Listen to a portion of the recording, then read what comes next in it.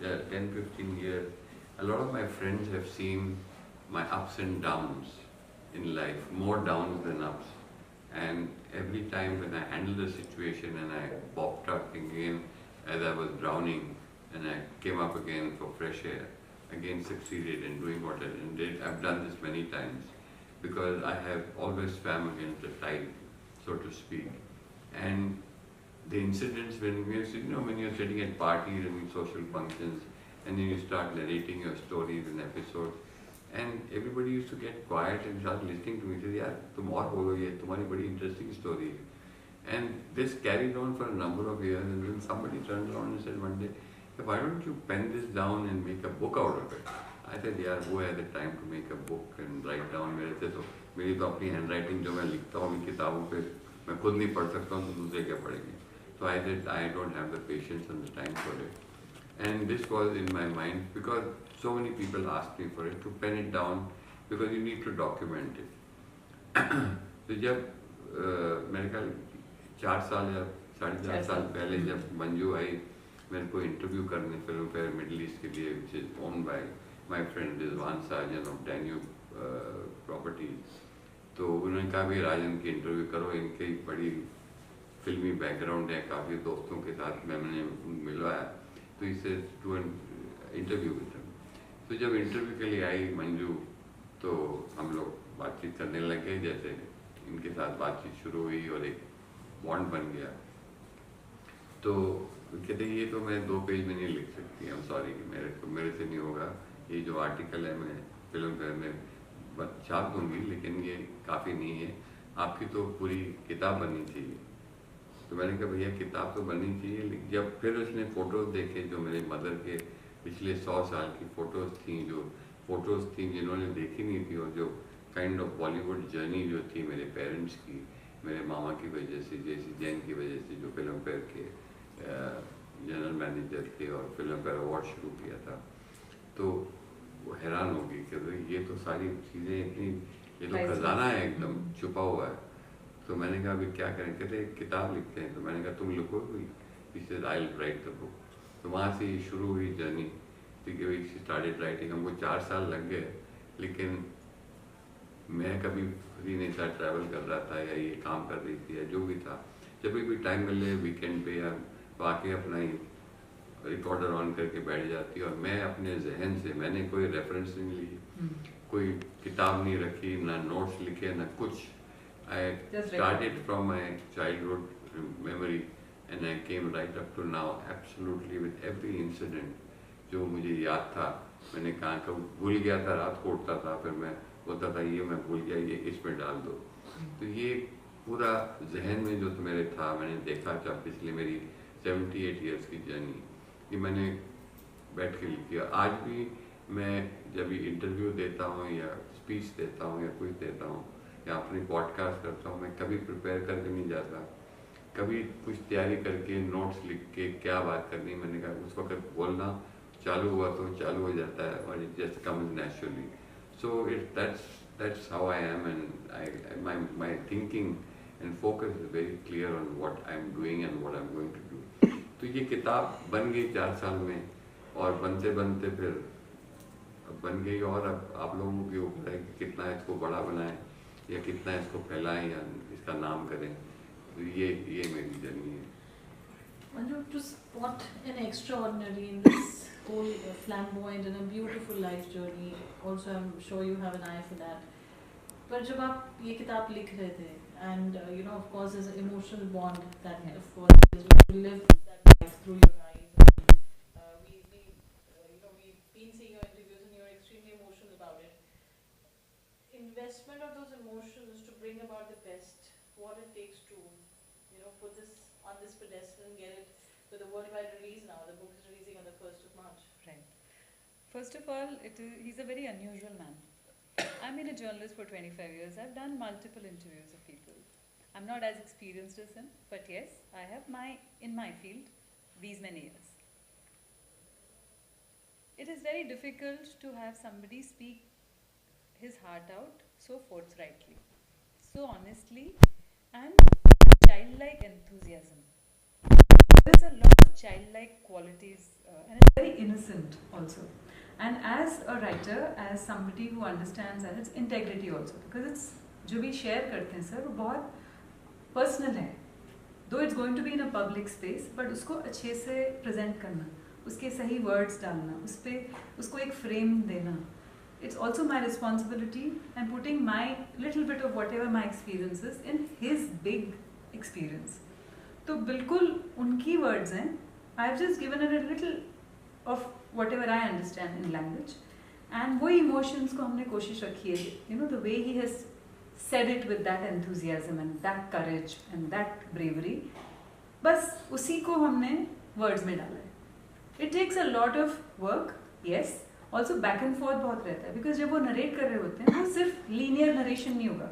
तो हमने फिर इनके साथ ही बैठ के, a lot of the book is because he also suggested it in a certain way कि पहले हम, you know, initial we talk about my maternal grandparents, paternal grandparents, फिर हम कराची की life, फिर हम मुंबई कब आए, मुंबई के बाद बचपन में ये हुआ, हम लोग प्रेम कोट चर्च गेट में रहते थे, ये हमारा this was our, you know, this was our cultural life, this was our social life. Then it comes to his uncle JC Jain, जो बहुत important part है. Three parallels हैं इस book में. एक तो the history of migration from Karachi to Mumbai and then Dubai. That is one big strand. The second is Bollywood of that time, and then his own story. So ये तीन strands है ये book के अंदर weave होते रहता है, and वो बीच में, and all with beautiful pictures and beautiful experiences. So for me this was a journey where it's an archive, it's a film archive, because ये photos rare हैं, किसी ने इनको देखे नहीं, इनके पास ही थे, and he owns the rights to all these pictures. तो ऐसे नहीं कि हमने कहीं से download किए, no, all the pictures are from his own personal collection, and we have the albums, and we have to give credit to our photographer, photographer especially Mr. Kamal, जिन्होंने, क्योंकि इतने सारे photos को हम scanner में ही डाल सकते, इन्होंने बहुत अच्छा आइडिया निकाला, उन्होंने फोटोज़ के फोटोज़ खींचे, तो फिर क्या हो जाता है, उसका रेजोल्यूशन हाई हो सकता है, then you can put it up, उसको you can blow it up in a page. इनके इतने रेयर पिक्चर्स हैं. There is a photo of his mother and his father clicked in a Karachi studio in the 1940s, where, and उसमें लिखा हुआ है before marriage, and she was Jewish and he was Punjabi, and they were courting. And imagine ये दोनों ने जाके एक studio में फ़ोटो खींचा है, तो वो भी एक बोल्ड बात है ना उस ज़माने के लिए. नहीं, शादी करने के बाद 3 साल तो किसी को बताया नहीं कि शादी. They were staying in their own houses for 3 years. They didn't tell anybody, क्योंकि वो मदर का फादर इतना कट्टर जूइश था, वो कह रहा था कि तुम बाहर शादी करोगी तो मैं तुमको जहर दे के मार दूंगा और खुद जहर पी लूँगा. I mean, it was that bad. And they were neighbors, सामने रहते थे एक बिल्डिंग में. जो बिल्डिंग मैंने कराची में जाके देखी, कहाँ पे मैं बैठा हुआ था. मैं जब कराची गया, ज़हीराबाद, मेरे दोस्त हैं जो क्रिकेटर हैं पाकिस्तान के, मेरे बड़े जिगरी दोस्त हैं, मेरे भाई हैं, तो वो मुझे लेके गए रात को कि भाई चल तेरे को लेके जाता हूँ, तेरी बर्थ प्लेस ढूंढते हैं. तो एक बड़ा अच्छा किस्सा है. तो रात को 1:30 बजे पार्टी रखी थी उसने मेरे लिए, तो 1:30 बजे जब चले गए, कहते चल गाड़ी में बैठ के, किधर है? मैंने कहा भैया मुझे मालूम नहीं, कोई क्लिफ्टन जगह है और एक रीगल थिएटर होता था उसके सामने था, मुझे इतना वक्त याद है मेरी मदर का. तो उसने वहाँ पे गए और रात को 1.5 घंटे तक हम लोग कुछ जगह building, imagine after so many 40 years और हाउ मेनी ईयर्स. तो अच्छी माँ के साथ फ़ोन पे था, सड़क पे चल रहे हैं कि मम्मी ये बिल्डिंग कैसे दिखती थी. उसके बिल्डिंग आर्चिस थे, दरवाज़ा कैसा था. अब बिल्डिंग इतने सालों के बाद जो बिल्डिंग खड़ी हुई है कि नहीं पता नहीं, वो हमने बिल्डिंग ढूंढी. मेरी मदर कहती वो आर्चिस वाली है, हाँ दरवाज़ा है था, हाँ अब पहले माले पे जाओ. पहले माले पे लेफ्ट साइड वाला घर मेरा था और राइट साइड वाला घर उनके पापा का था. तो मैं वहाँ पे गया और it was such an emotional moment for me to go to my birth place where I was born. तो ऐसी चीज़ें जब हुई हैं और जब मैं गया वहाँ पे, तो ये सब चीज़ें जो है ये जहन में रह जाती कि भाई you went to see your birth place in Karachi where you were born. मेरा शाम को 9 बजे रात को जन्म हुआ था. ऑल इंडिया रेडियो आता था, तो ये ऑल इंडिया रेडियो है, 9 बजे की न्यूज़ सुनो. and my crying. This is what my mother told me, all these things. So these are all things which, you remember as a child when you're growing up. आप एक film के encyclopedia when we are now listening to you and knowing more about your life, Dubbing King का title आपको मिला था before you moved to Dubai. The trend is so phenomenal right now of South industry, which you introduced back then with Appu Raja and so many films. What's been your experience of that time, and now when you see the whole South trend, what do you have to say on that? I sit down and smile when I watch these films, when I see all these big film producers like Karan Johar and everybody else who are part of Bahubali and RRR and all these big films. And I said, जब मैंने dubbing शुरू की थी तब मुझ पे हंस रहे थे कि भाई कौन से पागल जो साउथ की फिल्म ला के हिंदी मेन स्ट्रीम सिनेमा में दिखा रहा है. तो but I had a certain vision कि I said, South is a treasure of filmmaking. There are geniuses in South, and because of the language problem, that South has remained South, and the rest of it is India. South Indians don't consider themselves as part of India.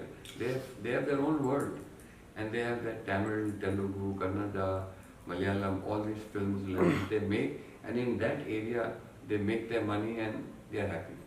But they didn't ever venture to move out to bring that talent out to the mainstream, to the rest of India.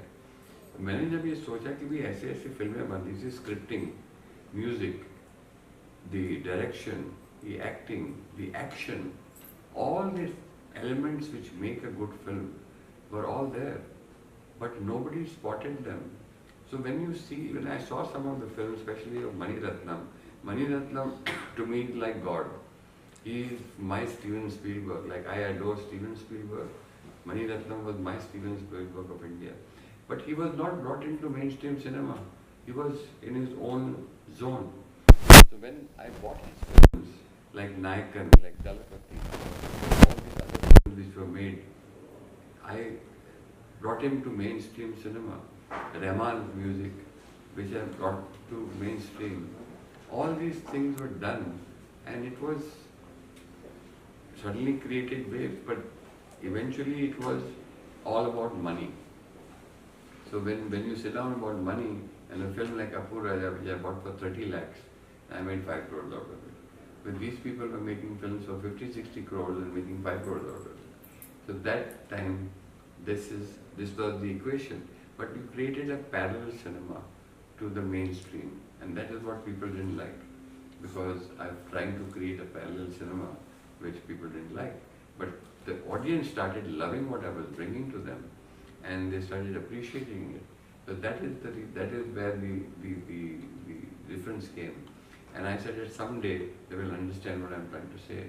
And today, after 35 years, when I see a Tamil film or a Telugu film being dubbed into Hindi, today you must be seeing there are more Tamil, Telugu, Malayalam and Kannada films being released in every week than an Indian film. The flow of Indian films has completely come to a standstill. You will find one film releasing every month or 2 months or 3 months, but 3 films, Tamil films being released, but dubbed in Hindi. What does this show? I mean, look at Pushpa, for example. Pushpa 2 is a classic example. I mean, what that film has done and created history, India cinema has not been able to do till now. So this is the trend which I started, but I think I was a little ahead of time, like Mera Naam Joker was made, which was ahead of its time. But it was a visionary film. And what I did at that time was something which I had a vision someday which has come true. And I'm so happy about it that people are now accepting it and doing it in television and in mainstream cinema. मेरा सवाल आप दोनों से है, which is that part in the book which is your favorite, and you feel that your heart is wrenched reading about it, and which would be your part that you would recommend as an author to the audience when the book is released on the 1st? It's a very unfair question because the whole book is a labor of love. I would want people to read all the pages, but more than that, the pictures are very, very sacred to the book because the entire focus, soul of the book is the pictures. So I would, for people who cannot read all of those words, they should surely look at the pictures and the captions because they have a parallel. पूरा आप सिर्फ pictures ही पढ़ लोगे, pictures के captions पढ़ लोगे, आपको पूरी कहानी समझ में आ जाएगी. Because that is what it is. I cannot look for one specific instances. I'm sorry, because I mean it's like a child. Absolutely. Yeah. What about you? My favorite part of the book, Yes. Which you would recommend? which I would recommend. Which, yes. The favorite part of my book is to admission of all the mistakes that I've made in my childhood, not childhood, but in my young age. And those mistakes which have affected the lives of many of my, especially my children, my wife and my family. That is my biggest regret, which has forced me to write this book. And fortunately, my son is with me today, and I would like to call him if he can have a Sure, small sure, chat of with course. him. Nikhil, can I have you here? Yeah, please. And I remember my son is here, Nikhil, my son, and he's the younger one. And what is the favorite part of my book? The favorite part of my book is, the reason of this book is the admission of what my children missed as in their childhood as a father, for a father. And that is a very strong thing. For a reason of my book is that, you know, they didn't have a childhood with a father. And that is something that I miss and which I regret most in my life. And that's what the strength and the basis of this book is. Luckily Nikhil is here, so he can talk and curse me for whatever that happened in his life.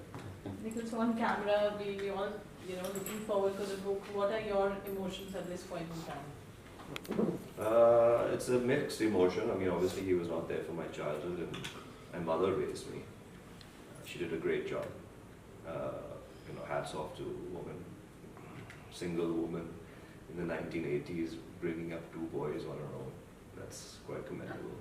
First or foremost is you have to give that to the due to her. Yes, I must say that she has done a wonderful job, and I admire her for it. Really, she is a wonderful woman. Yeah, so that is, for me, when you ask me the question about Dad, first that comes into the picture. Then of course I had the opportunity to get to know Dad. I obviously wanted to, you know, as a young 18, 20-year-old, you start to think about who your dad is. And that's really how I started to talk to Dad about, he came to my graduation and he asked me to come to work with him, which I thought would be an opportunity for getting to know him, which I did. And I was pleasantly surprised. And he's a great businessman, very honest, very straightforward about his work. He's very he's a workaholic. He really runs the business to the T, perfection. Everything has to be absolute. So you learn a lot from that. So obviously I learned a lot of those qualities.